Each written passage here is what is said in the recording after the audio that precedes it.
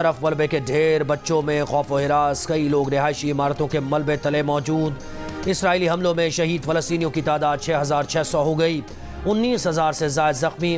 Al Jazeera T V کے bureau chief while کے گھر پر بمباری سے اس کی بیوی، بیٹی اور بیٹا شہید، ملبے میں دیگر اہل خانہ کی تلاش جاری۔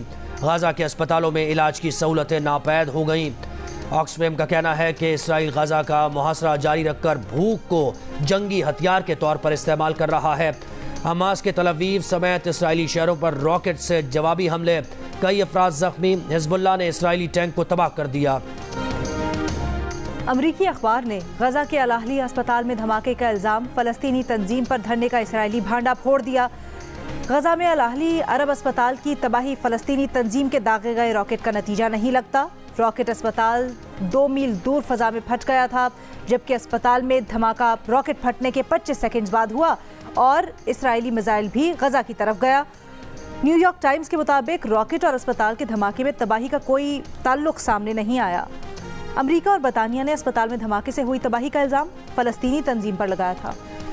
یہودی رہبر بھی صہیونیت کے خلاف اٹھ کھڑے ہوئے، تمام زمینیں فلسطینی عوام کو واپس کی جائیں۔ یہودی رہبر یسوع فیلڈمین کا بڑا مطالبہ۔ یسوع فیلڈمین کا کہنا ہے کہ یہودی کبھی بھی زمین پر ریاست قائم نہیں کر سکتے۔ توریت میں اس سے منع کیا گیا ہے، لیکن صہیونیت نے توریت کے خلاف اعلان جنگ کیا اور مقدس سرزمین پر ایک غیر مذہبی صہیونی ریاست قائم کی۔ چاہتے ہیں صہیونیوں کے قبضے میں لی گئی تمام زمینیں فلسطینی عوام کو واپس کی جائیں۔ یہودی فلسطینی حکومت میں زیادہ محفوظ رہیں گے۔ خوراک، پانی، بجلی کسی صورت بند نہیں کی جا سکتی۔ آپ پورے خاندانوں کا صفایا نہیں کر سکتے، صحت کے نظام کو تباہ نہیں کر سکتے۔ یورپی پارلیمان میں ہیومن رائٹس واچ کی ڈائریکٹر تیرانا حسن کی اسرائیل پر سخت تنقید۔ کہا ضروری امداد کو روک کر پوری آبادی کو سزا نہیں دی جا سکتی۔ بین الاقوامی انسانی قوانین اس پر واضح ہیں۔ ظلم کا جواب ظلم سے دینے کا کوئی جواز نہیں بنتا۔ کسی بھی تنازع کا کوئی فریق بین الاقوامی انسانی قانون سے بالا تر نہیں۔ مغربی ممالک کے دوہرے معیار پر تشویش کا اظہار کرتے ہوئے کہا کہ گزشتہ ہفتے جب دوہرے معیارات بے نقاب ہوئے تو نہ صرف یورپی یونین کے مقاصد پر سوالیہ نشان لگا بلکہ اس کی ساکھ بھی ختم ہو گئی۔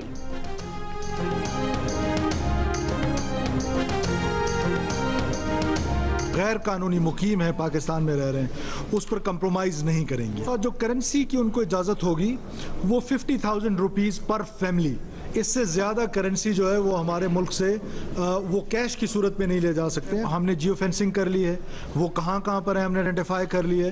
ناممکن ہے کہ کوئی ڈالر یہاں سے لے کے جائے۔ کسی قسم کی اسمگلنگ کی اجازت نہیں دی جائے گی۔